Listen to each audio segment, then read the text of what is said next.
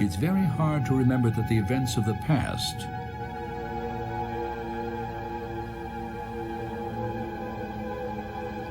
were once the future.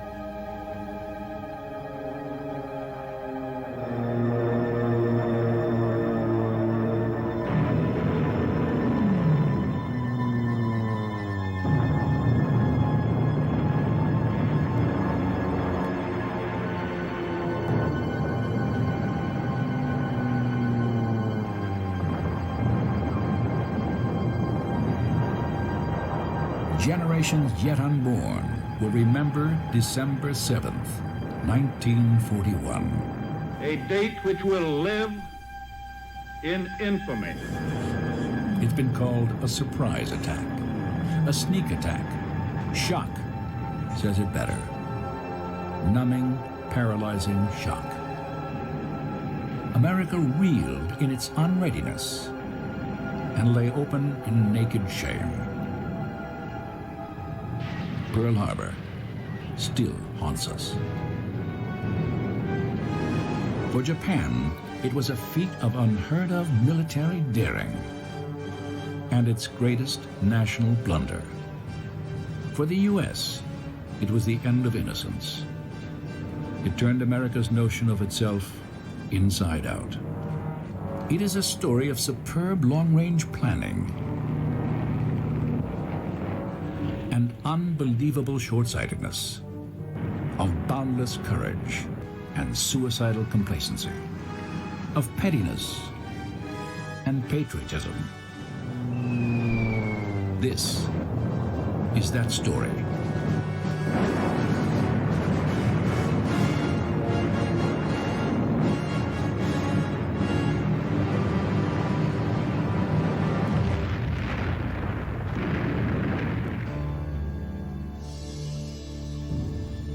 Americans who are alive that weekend still ask, exactly where were you when it happened?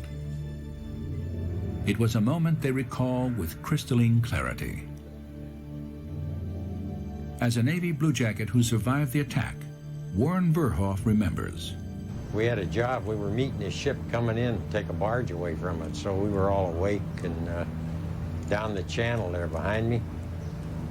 And this flight of planes came over that mountain range over there.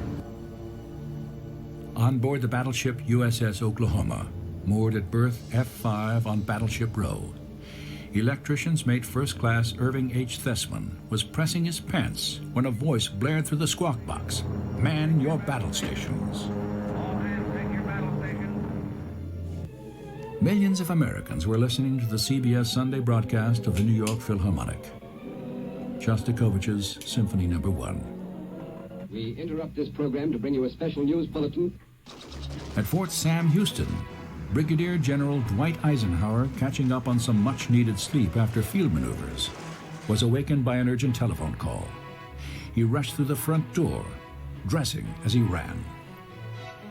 Young John F. Kennedy, an ensign in the Naval Reserve, had watched the Washington Redskins beat the Philadelphia Eagles 20-14 at Griffith Stadium. Driving home, he heard the news on the car radio. He immediately reported for active duty. On board the USS San Francisco, a young sailor came topside and announced to an ensign, "I thought I'd come up and die with you." Pearl Harbor was an event that transformed America. It charted this nation's course and exposed the armed forces of the United States at their most vulnerable. That is why we remember and still probe for reasons. When Admiral Kimmel, who commanded the Pacific Fleet at the time of the attack, was asked, "Why were you so unprepared?" the Admiral replied bluntly, "Because I didn't think the Japs could pull it off." To most of us, the past is alien. America of the late 1930s and early 40s would seem like a foreign country to us today. The extent of racial and religious prejudice would appall us. contempt for Asians, demonized as the Yellow Peril, took second place only to Jim Crow. To white America in that age of innocence, a Japanese was a comic figure, bow-legged with thick, horn-rimmed glasses and a silly grin. He was thought to be dim-witted, inefficient, and his made-in-Japan manufacturing was regarded as nothing but junk. The Japanese might bully a backward nation like China, but they certainly posed no threat to America. Rest assured. These were the notions held by most white Americans of the day. Arrogant notions, self-deluding. The downplaying of the Japanese is one of the root reasons for the U.S. being caught off guard. The Japanese were drugged by their own brand of arrogant self-confidence. They believed themselves to be a chosen people. Their emperor, Hirohito, was the 124th descendant of an unbroken line of rulers claiming to have sprung from the sun goddess, Amaterasu. He was regarded with such awe that he was never mentioned by his given name. Rather, he was referred to as Tenno, meaning the son of heaven. It was an honor to die for him in battle. But ironically, Hirohito chose to call his reign Showa, meaning enlightened peace. A newcomer among the world powers and the only Asian member, Japan sought what it believed to be its divinely appointed place in the sun. Britain, France, and the Netherlands occupied or controlled most of Asia, India, the East Indies, Indochina, indeed China itself, and helped themselves to an abundance of food, fibers, minerals, and petroleum. It was Japan's destiny to drive these European powers out of the Far East. Asians should rule Asians. The first foray in the early 30s was a takeover of Manchuria. Later, Japan launched an all-out attack on China. American sentiments favored the Chinese.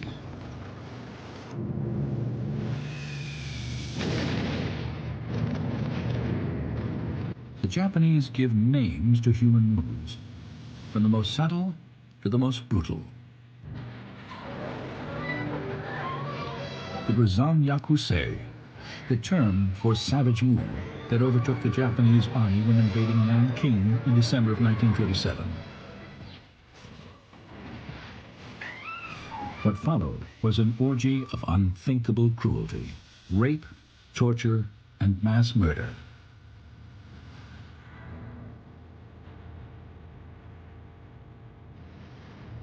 An incident near Nanking provided an early warning that should have put the United States on permanent alert.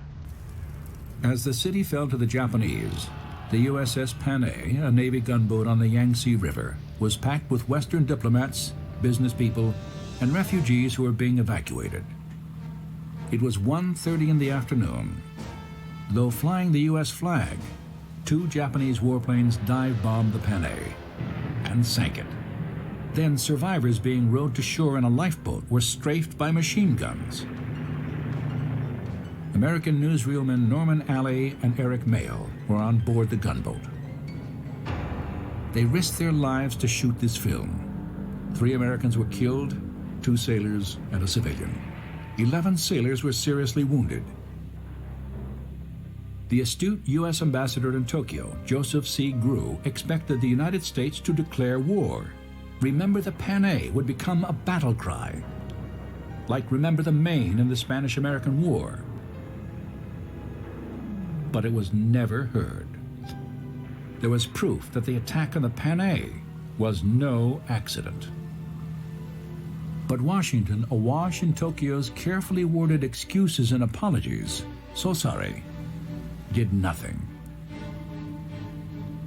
Japan had tested the waters. America was no tiger, not at all. Responding to public sentiment for China, the U.S. placed Japan under a moral embargo. To save face, Japan withdrew from the League of Nations. Then the U.S. renounced its trade agreement of commerce and navigation with Japan, and the Japanese lost face. By the end of 1940, the U.S. had not only extended its embargo, cutting off petroleum, scrap iron, steel, and other vital war materials, but had moved a mammoth flotilla of its naval fleet from San Diego to Pearl Harbor on the island of Oahu in Hawaii. Now Japan's war effort and its very existence as a first world nation are at stake. The fire-eating samurai of old who lived by the code of the warrior had given rise to the Gumbatsu, a military caste. It was this warrior caste that took over the Japanese government under General Hideki Tojo, nicknamed the Razor. Japan feels compelled to seize for itself the rich resources of Southeast Asia. But now the U.S. Navy stands in its way.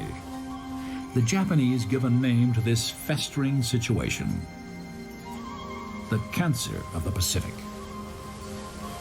They feel that they must kill this cancer before it kills them. America focused on the cruelties of the Japanese in China, not on their military capabilities. They were simply bullies, coolies with guns, beating up on the little guy. The two leaders were strikingly unalike. Hirohito rode on a strutting white steed. Roosevelt rode in a wheelchair. Hirohito's was so sacred a name it could not be uttered. Roosevelt was one of the most maligned of all American presidents, and no American boy alive wanted to die for his country. It was because of Nazi militarism in Europe, not Japan's in Asia, that Congress passed the Selective Training and Service Act in 1940. It was the first peacetime draft in U.S. history, and there were howls of protest. An indignant clergyman thundered from his pulpit that the draft would reduce American youth to syphilis and slavery. A senator called it a plot to deliver our boys to the British devils. Then General George C. Marshall, the quiet, rangy, lifetime soldier who was Army Chief of Staff, publicly equated the United States Army with a standing army of Sweden, and it came out that Henry Ford had more men in his auto plants than the U.S. had under arms. I did not raise my boy to be a soldier, went the tearful song. Yet mothers' sons from farms and factories, suburbs and slums reported for compulsory military training.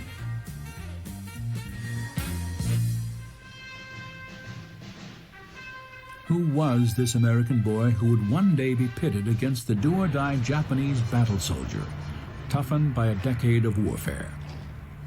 He was between 21 and 35. He had to be at least 5 feet tall and weigh 105 pounds or more. A draftee received a paycheck of $27 a month.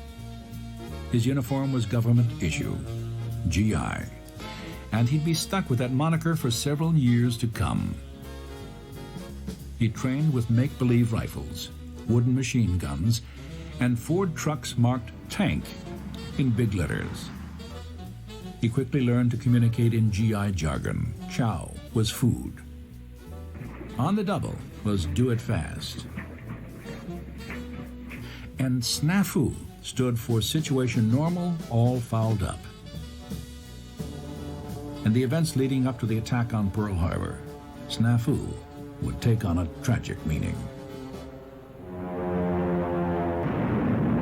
In 1940, Japan was secondary. Most Americans, including the president, were focused on Europe, savaged by Hitler's blitzkrieg. Country after country had fallen. The Nazis held Europe in an iron fist. The news of horrors began seeping out. Many Americans saw Nazism as a threat to the U.S. There was a movement to send arms to those nations still standing up to Hitler. Others, such as Senator William Borah of Idaho, dubbed it a phony war, manufactured and artificial. Hello, America. This is Edward Murrow speaking from London.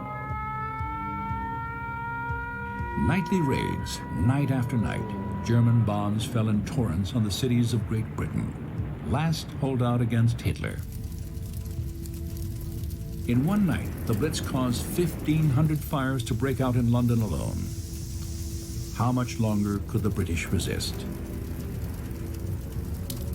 The President and his Secretary of State, Cordell Hull, a Tennessee circuit judge turned statesman, realized that the Atlantic was no longer a protective moat between America and what was now Hitler's Europe. If Britain fell, the way would be open for Hitler to conquer the ganze Welt, the whole world, which he had declared was his ultimate goal. Presumably, this included the United States. Never before, since Jamestown and Plymouth Rock, has our American civilization been in such danger as now. Declaring that we must be the great arsenal of democracy, the President provided a lifeline of supplies to those fighting Hitler. 50 aging destroyers in exchange for 99-year leases on British bases in the Western Hemisphere. In effect, this made the United States a non-belligerent ally. It also encouraged interventionists to collect donated goods for the bombed-out English. Bundles for Britain, which alarmed the isolationists. Many of us believe we're being eased into war. Isolationists were piqued over bundles for Britain, but they overlooked the Nazi sympathizers in America who, in responding to the Fuhrer's need for fats, were shipping cans of old lard and bacon drippings to Germany. The fat was used in the making of munitions. Roosevelt ran for an unprecedented third term in 1940. Later, it was discovered that through the German embassy in Washington, the Nazi government spent a lot of money to see Roosevelt defeated. It failed. And defend the Constitution of the United States. The President clarified his platform promise to keep America out of the war. Except in case of attack. Except in case of attack. This was the qualifier that could turn his pacifistic promise into a war cry. Until March of 1941, the President had paid lip service to neutrality. By then, Great Britain, holding on by its fingernails, had run out of money to pay for the food and arms that kept it going. The President's response was to ram the Lend-Lease bill through Congress. For Britain, all aid short of war. By enabling the British to fight off Hitler, the U.S. will be keeping the Nazi threat from its shores. But a sizable number of citizens, at least 1/3 of the U.S. population, didn't see it this way. Many joined an isolationist movement called the Committee to Defend America First. Most were sincerely patriotic. In today's terms, they were the Peace Party. They were fond of quoting George Washington's warning to avoid foreign entanglements. Lucky Lindy was their best-known spokesman, Charles A. Lindbergh, aviation hero of the late 20s. He could command a radio audience as large as the President's. No foreign power can invade us today, and no combination of foreign powers will ever be able to invade us. Theodore Roosevelt's daughter, Alice Roosevelt Longworth, was an isolationist. So was Henry Ford. And so was Joseph Kennedy Sr., ambassador to Great Britain and scion of the Kennedy family. I don't want to see this country go to war unless we're attacked. But we must get strong, and that quickly. Not all isolationists were America firsters.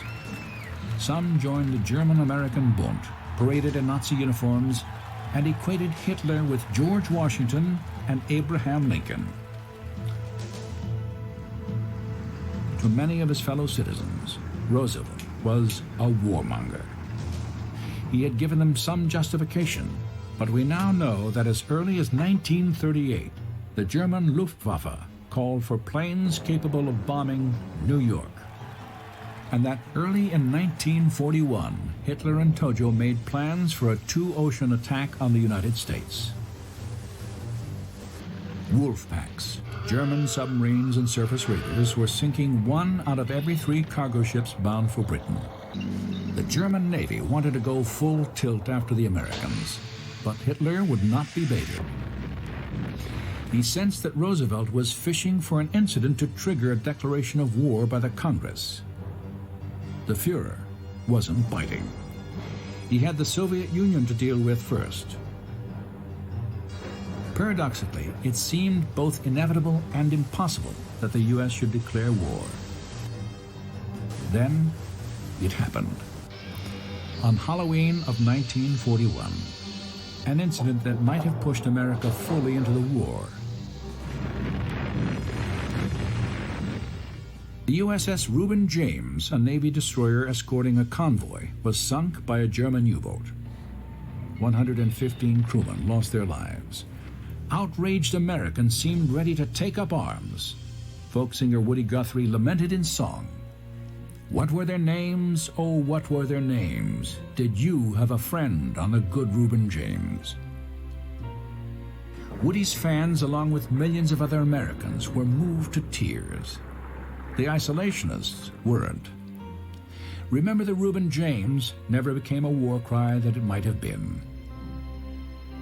And the president still couldn't get a declaration of war from Congress. Admiral Isoroku Yamamoto was only 5 feet 3, but he was a giant, a military genius, the Orient's Lord Nelson. It was he who masterminded the attack on Pearl Harbor. He was a complex man of many facets, many contradictions. Japan was his homeland. His devotion to his emperor was unwavering.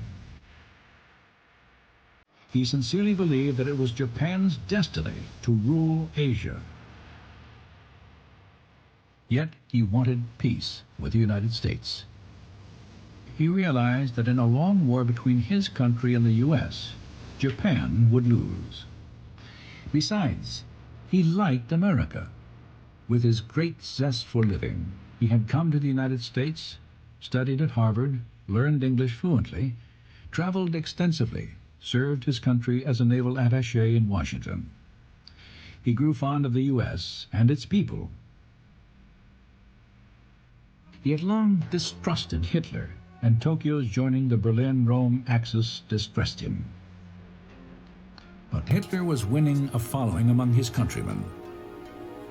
One high-ranking officer sported the Fuhrer's style of mustache. Enthusiasm for the Axis ran high. The nation had set its course, and no matter what his misgivings, Yamamoto was a patriot. With the fall of France to Hitler, Japan occupied Indochina. Now Japan was ready to swoop into the Philippines, Malaya, and the Dutch East Indies. But first, to protect its eastern flank, Japan must deal the U.S. Pacific Fleet a knockout blow. So Admiral Yamamoto, Commander-in-Chief of Japan's combined fleet, painstakingly planned an attack on Pearl Harbor. It was brilliantly conceived and sealed in secrecy. An attack on a nation he respected and admired. Like most Japanese, Yamamoto was familiar with the martial arts. In the practice of judo, the little guy can defeat a much bigger and stronger opponent by catching him off balance. That was Yamamoto's strategy, to catch the Americans off balance. Above all, Yamamoto was an inveterate gambler. He'd play cards all night. He was known to make his officers learn poker as an exercise in bluff and surprise. His plan for Pearl Harbor would be the biggest gamble of his life.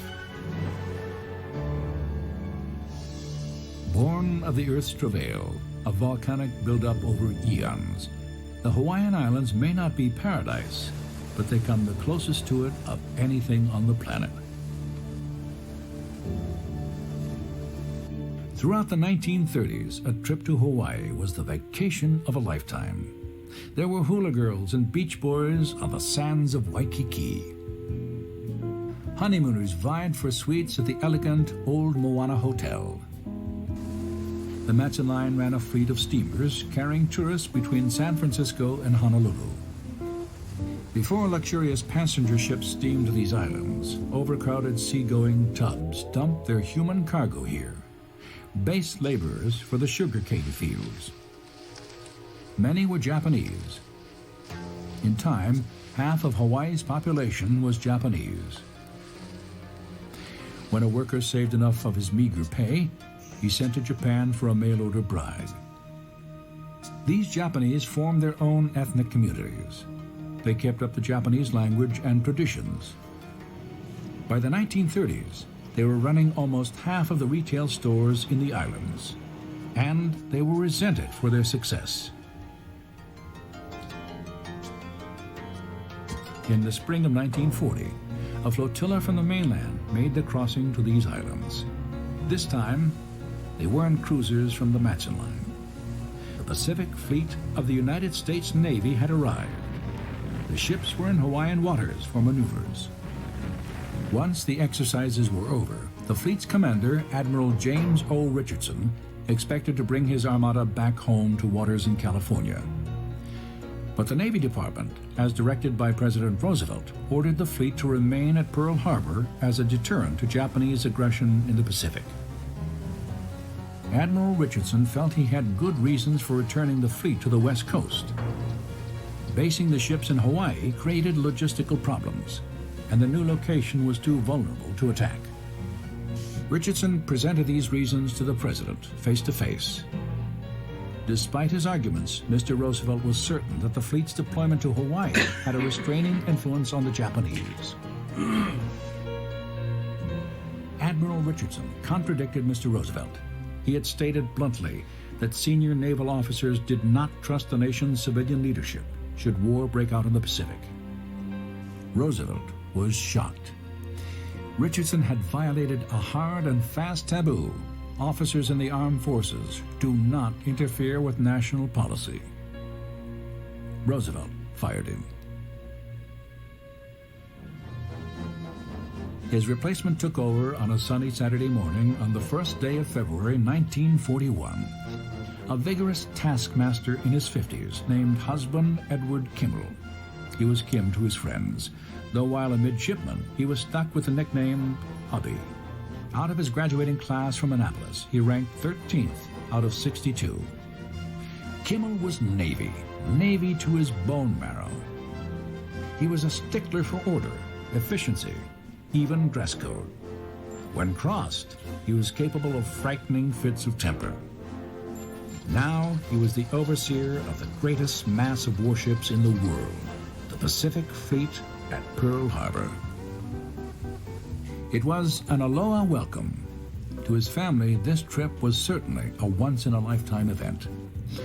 But Walter Short himself had told General Marshall that, for family reasons, he'd prefer an assignment on the mainland. Marshall told him that his assignment was an important one. You go to Hawaii. General Walter C. Short had been appointed commanding officer of the U.S. Army's Hawaiian Department.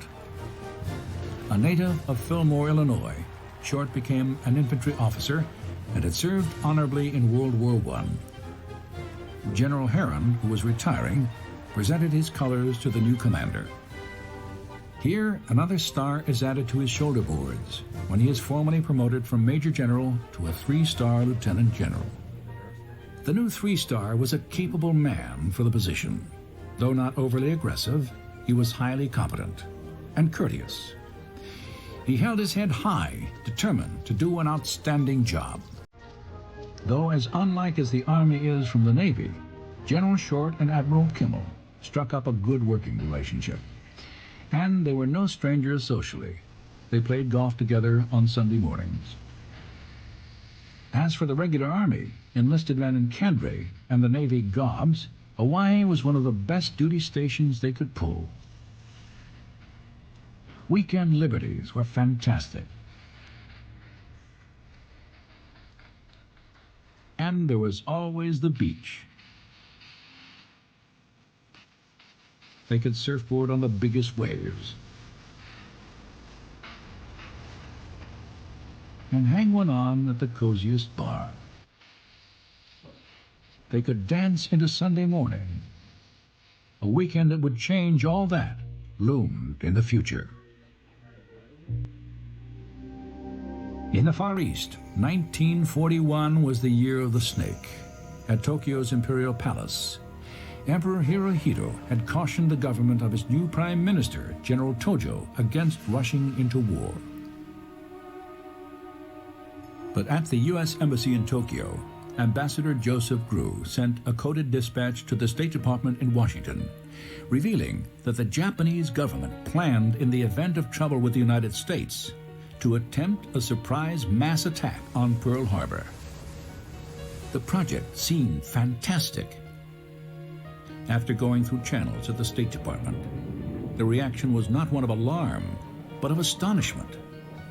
That a man of Ambassador Grew's caliber would take such nonsense seriously.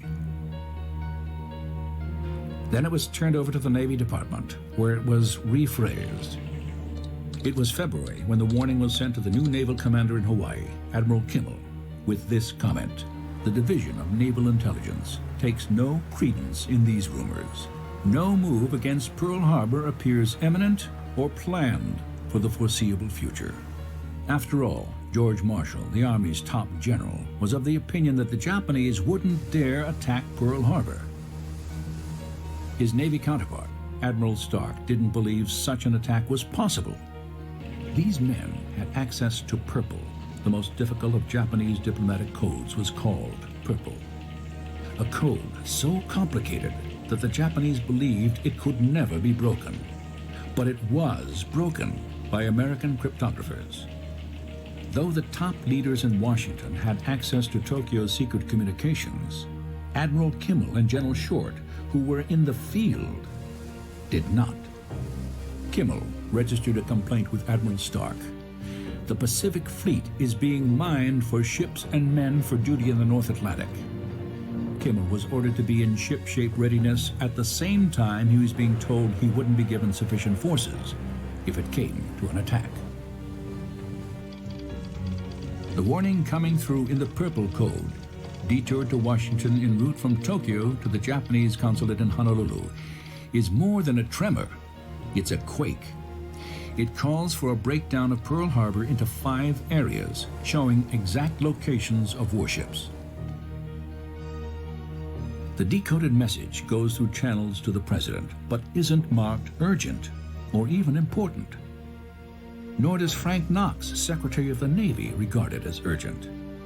Through a bureaucratic snafu, Admiral Kimmel never receives this critical information. Neither does General Short, whose job is to protect the ships when they're in port. To alleviate a worsening situation short of war, moderates in the Tokyo government send a special envoy to Washington, Saburo Kurusu, a skilled diplomat with an American wife. Japan and the United States have a common responsibility to maintain and develop the peace of the Pacific. Kichisaburo Nomura was Japan's U.S. ambassador, a kindly 6-foot teddy bear of a man who loved both a good joke and good whiskey. The Japanese met with pious but crusty Cordell Hull for hours of peace talks. They saw eye to eye on nothing. Now General Short receives a war warning from General Marshall in Washington. Negotiations with Japan appear to be terminated. If hostilities cannot be avoided, the United States desires that Japan commit the first overt act. Take measures you deem necessary, but these measures should be carried out so as not to alarm civilian population or disclose intent. In General Short's thinking, if General Marshall had meant the danger of an all-out attack on Hawaii, that's what he would have said. Short regards the message as a warning against sabotage. Of the 160,000 Japanese in Hawaii, 37,500 were born in Japan itself. Short feared the deadly mischief they might be capable of out of loyalty to their emperor. So he kept his stores of ammunition locked up in the magazines, where they could be guarded. None was issued to the troops. And for closer watch, he ordered his fighter planes parked wingtip to wingtip on the airfields. General Short was so fixated on sabotage that he overlooked his prime duty, the protection of the fleet. The FBI picks up a vital piece of information through a phone tap. In Honolulu, the Japanese consul general is burning his code books. Admiral Kimmel is informed, but the Navy neglects to pass this intelligence on to General Short. On Thursday, Congress adjourns for a long weekend. There are only 17 more shopping days to Christmas. Peace negotiations are faltering. Japan needs oil. The U.S. will consider lifting the embargo on the condition that Japan halt its takeover of China and evacuate French Indochina. With little hope for peace, the terms are passed on to Tokyo. To avoid war, Kurusu urges President Roosevelt to send a last-minute appeal to the emperor. Tokyo begins transmitting the first of a 14-part coded message to its embassy in Washington. By late afternoon, American codebreakers have decoded most of the message. But Saturday night is upon them, so they quit working and begin socializing.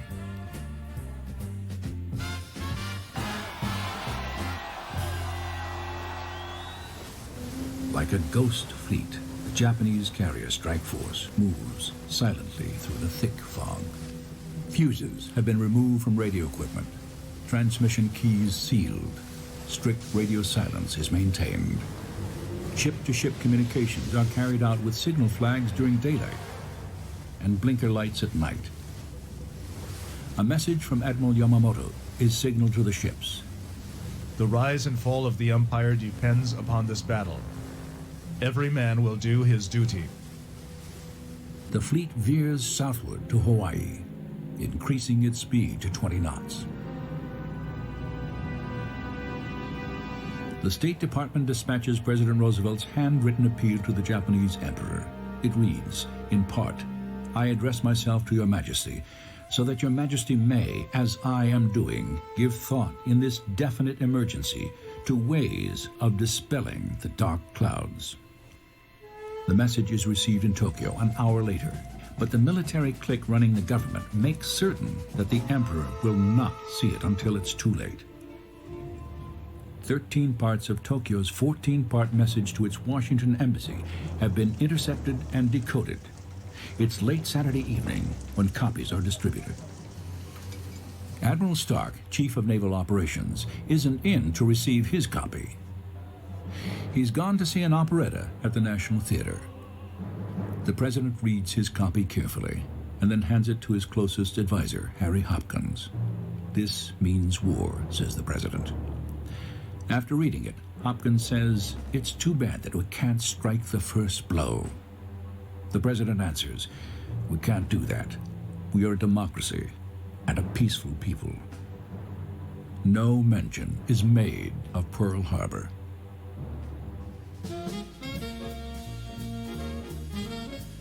The Army has arranged for Hawaiian radio station KGMB to play music all night, so that a dozen B-17 bombers flying from San Francisco can home in on the signal. The planes are due to arrive Sunday morning. General Marshall, Army Chief of Staff, can't be reached for the moment.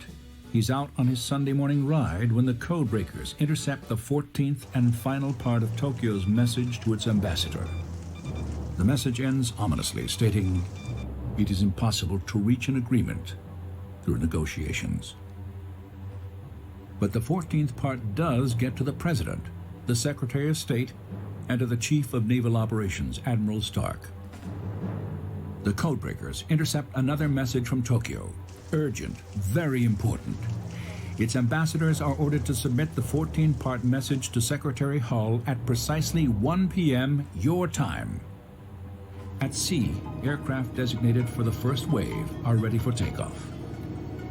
Lieutenant Commander Mitsuro Fuchida, had come into the world 39 years ago, in the year of the tiger, meaning he was born a leader. Now he is leading the first wave of the most daring airstrike in modern history.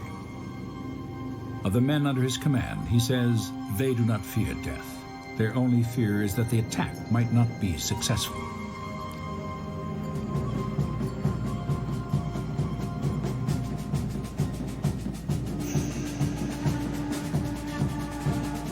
In minutes, 183 planes are airborne. They follow radio station KGBM's pop music signal that is guiding B-17s in their flight from San Francisco. Reaching his office, General Marshall is jarred by Tokyo's urgent message. What is the significance of the 1 p.m. deadline? If it portends hostile action, where will the Japanese strike? Marshall writes out a warning. First priority, top secret, and orders it sent to the Philippines, the West Coast, Panama, and Hawaii. Atmospheric conditions are bad. Radio transmissions yield nothing but static. So the warning is sent via Western Union. A U.S. Navy supply ship radios the destroyer USS Ward that a strange-looking conning tower has been sighted. The Ward's skipper goes after it and determines that it's a sub that has no business in these waters. His gun crew fires. The two-man midget submarine rolls over and, finished off by depth charges, sinks. The first shots of the war in the Pacific have been fired. Immediately, the sinking is reported to Pearl Harbor. It takes 18 minutes before the message is delivered to Admiral Kimmel. The 1 o'clock deadline is overtaking the Hunt and Peck typist at the Japanese embassy.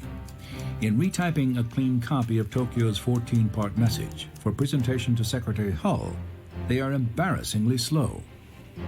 The two Army privates running the Opana radar station are suddenly startled by blips on the screen. 50 planes headed for Oahu. Immediately, they report the sightings to the Army Operations Center. They're dismissed as U.S. planes coming from the mainland.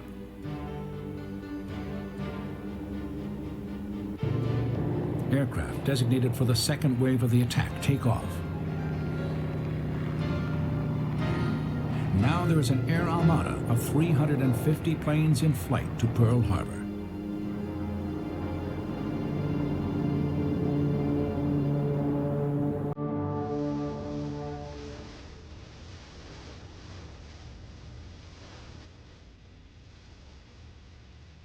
For many people in Hawaii, military and civilian alike, it's a sleep-in Sunday morning.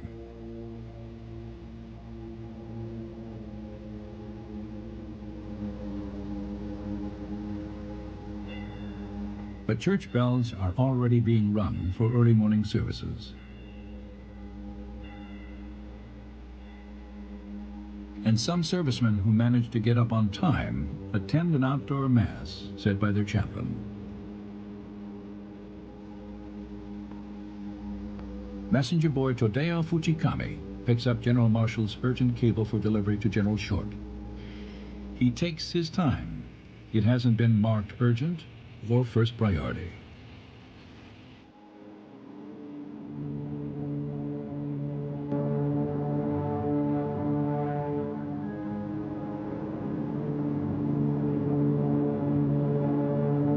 Commander Fuchida's first wave armada is on course.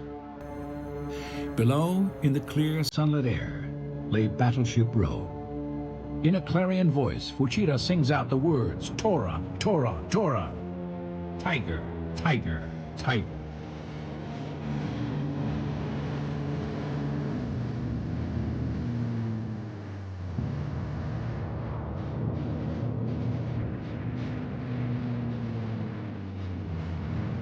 Sleepy-eyed sailors and Marines, their breakfast getting cold, mistake the attack for some crazy kind of air raid drill. They think the planes are American. One of the men shouts, "This is the best damn drill the Air Force ever put on." When they catch sight of the rising suns on the wings, they begin feverishly defending themselves.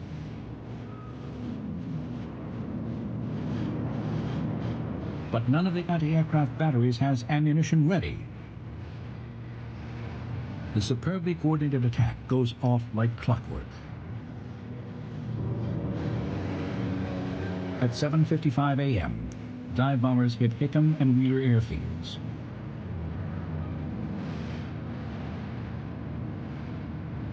Two minutes later, torpedo planes start their run on Battleship Row.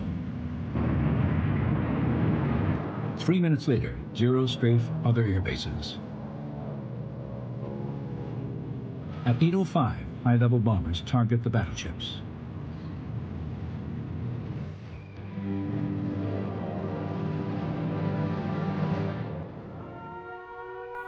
Through the thunder of attack, commercial radio announcements are alerting civilians.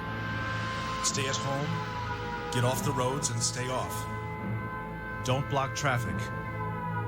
Shattered men, many in agony, are rushed to hospitals. The air is thick with the stench of burned flesh. Doctors and nurses work frantically. It is Fushida's first wave of aircraft that hits the Arizona, which erupts like a volcano.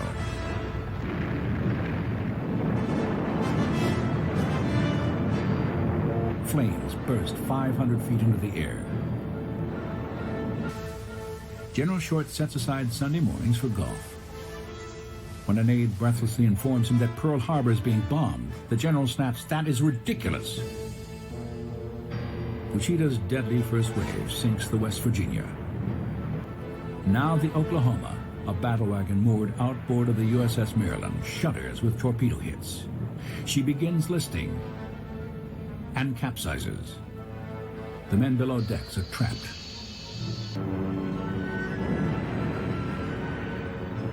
More torpedoes rip into the battleships California and Nevada.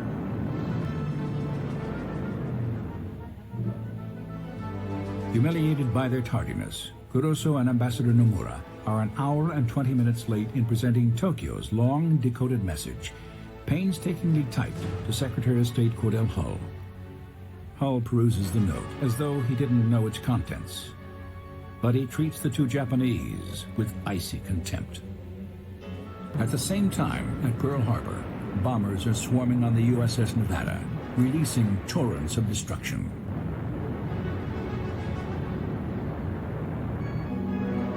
On the other side of Ford Island, high-level bombers are dropping bombs from 10,000 feet. A stray Japanese bullet breaks through a window and grazes Admiral Kimmel's chest. He's unhurt, but the Admiral says, "It would have been merciful had it killed me." Now the second wave, made up of bombers and fighters, arrives to attack. But this time, anti-aircraft batteries are well manned and fully loaded. Dive bombers rain down on the Pennsylvania, which is in dry dock. The Tennessee takes 2 hits.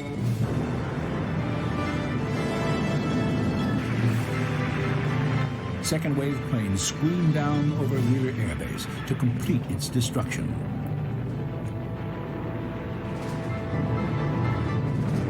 But the vital element of surprise is lacking, and Americans are fighting back.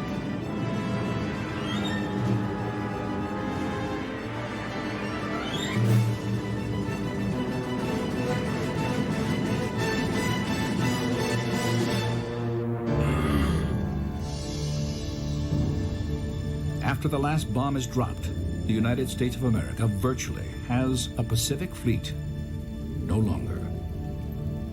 8 battleships, 3 cruisers, 3 destroyers, and 4 auxiliary ships are sunk or damaged.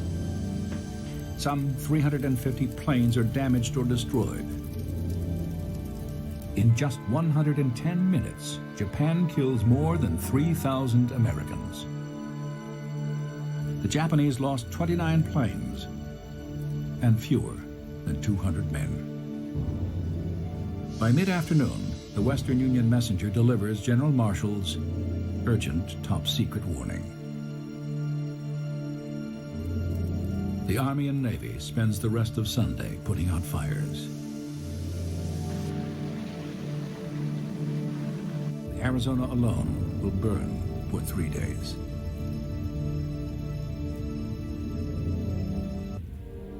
With each new message, The president shakes his head with stunned incredulity. Throughout America, in the waning winter light, people gather. Strangers assure each other in low whispers, "We'll wipe them off the face of the earth." Some people feel shame. Others just stare solemnly, deeply, and say nothing. America is bleeding. I ask that the Congress declare a state of war has existed between the United States and the Japanese Empire. The resolution passes with only one dissenting vote. Isolationism is deflated. Though a military disaster, Pearl Harbor proves to be a political godsend. Hawaii is gripped by invasion jitters. Miles of air raid trenches are dug. Gas masks are issued. Blood is donated. Officers' wives, used to idling away their days on the beach or at bridge, put in long hours as hospital volunteers.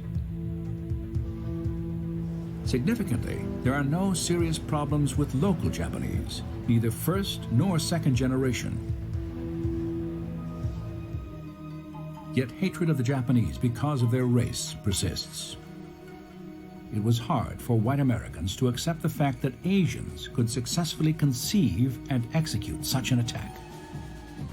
While America stewed in shame, the rising sun rose higher over the Pacific. Yamamoto's plan to knock out the U.S. fleet until Japan gets a foothold in Southeast Asia unrolls without a hitch. This is adding salt to America's wounds. Tojo is out-blitzing Hitler.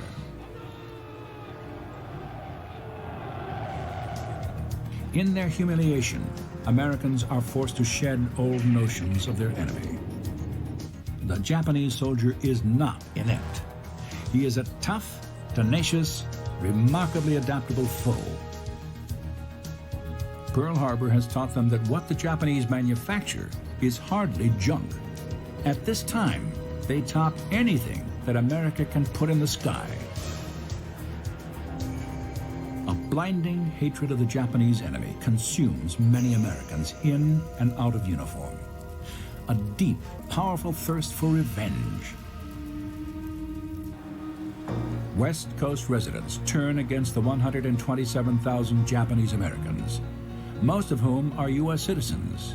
A Jap's a Jap, barks General John DeWitt, who heads the defense of the West Coast. It makes no difference whether he's an American or not. Banks refuse to cash their checks. Insurance companies cancel their policies. Their doctors are no longer allowed to practice medicine.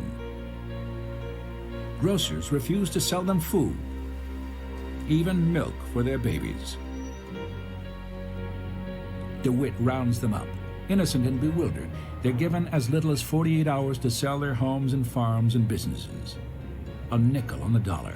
Tagged like luggage, they're carted off to makeshift assembly centers and then shipped inland to camps. The guards call them Buddha heads. But Japanese Americans are not the only ones to suffer from the shockwaves of hysteria unleashed by the attack. The President appoints a commission of inquiry to determine whether negligence is a factor in Pearl Harbor's bombing.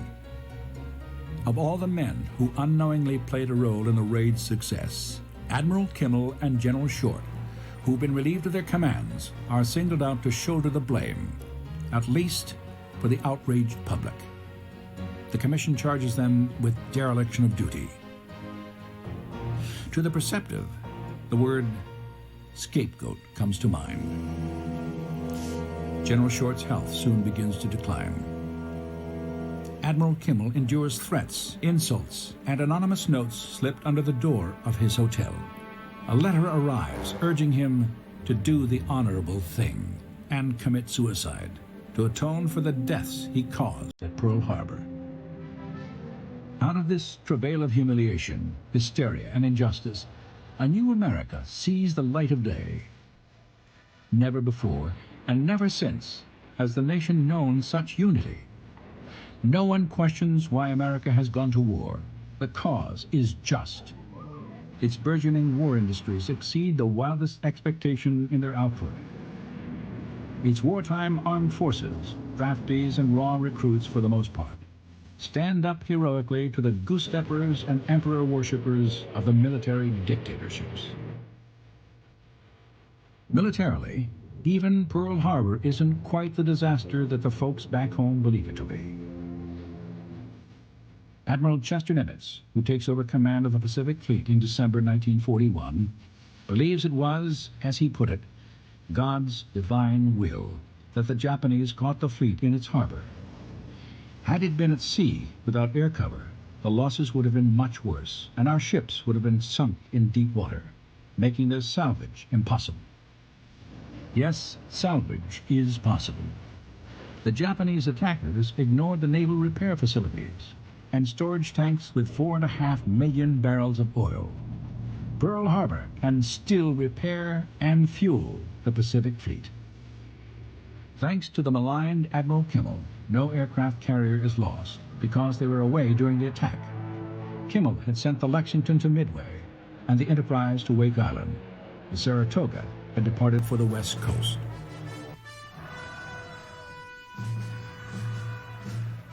Japan is riding high, master of the Pacific, west of Midway and north of the Coral Sea. It has 3 times as many ships as the battered U.S. fleet. Yamamoto plays cat and mouse with the U.S. Navy. A formidable Japanese fleet, 4 carriers and 9 battleships, steams into the waters of a coral atoll in the Central Pacific called Midway. Here, in June 1942, it does battle with the outnumbered Americans, a battle that proves to be the decisive naval engagement of the war. At first, the loss of American pilots is staggering. Then, in one 5-minute strike alone, U.S. dive bombers destroy 3 of the Japanese carriers. The Japanese limp away, never to recover naval supremacy in the Pacific. The time is now April 1943. U.S. intelligence intercepts a message revealing that in 4 days, Admiral Yamamoto is flying to Bougainville. Yamamoto, in one of 2 bombers escorted by 6 Zeros, is greeted by 16 U.S. P-38 Lightning fighters. The Admiral's plane is shot down. Yamamoto is dead. His charred body is found in the deep jungle. Feared and respected by Americans, he was the man who wanted to avoid, at all costs, a war with the United States. The war comes full circle.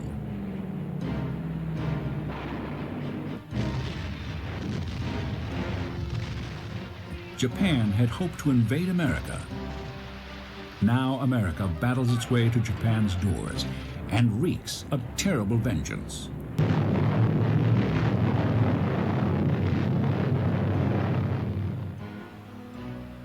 The Pearl Harbor attack, Japan's greatest single military feat, becomes its most tragic blunder. Shortly after the war, the U.S. Congress decides to hold its own investigation of the Pearl Harbor attack. Though Admiral Kimmel and General Short are not found blameless, they are declared guilty only of errors of judgment and not dereliction of duty. After 3 generations, the conspiracy theory keeps re-emerging in myriad forms. Revisionists who adhered to it contend that the president wanted to get us into the war so badly that he had forehand knowledge of the attack on Pearl Harbor and permitted it to happen. There is a rumor circulating that a clandestine meeting was held in the White House at midnight between the 6th and 7th of December 1941. Present were the Secretary of War, the Secretary of State, Army and Navy top brass, and of course, the President. There are those who claim that General Marshall, known for his prodigious memory, was asked about the meeting and replied that he couldn't remember. No one has been able to prove that such a meeting ever took place. References are made to a phone call made to the president in late November of 41 by Winston Churchill. The revisionists will have to wait until 2017 to learn what was said, because the British are keeping it top secret until then. It was a time of crisis. Most historians admit that the president, in the 16 hours before the attack, failed to confer with his military staff and set a course of action, but they don't subscribe to the conspiracy theory. Perhaps the cause is best understood in Admiral Kimmel's remark. They didn't think the Japs could pull it off.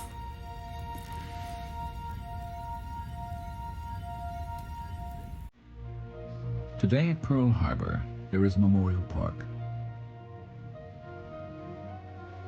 visited by people from all over the world. A fifth of the visitors are Japanese.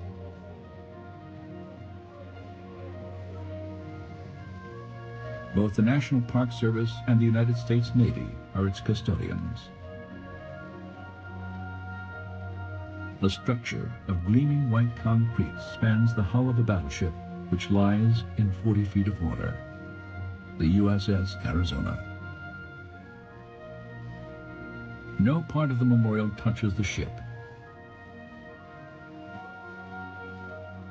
Though sunk over half a century ago, the Arizona is still a commissioned vessel in the U.S. Navy. This platform is where the Arizona was moored when the attack began.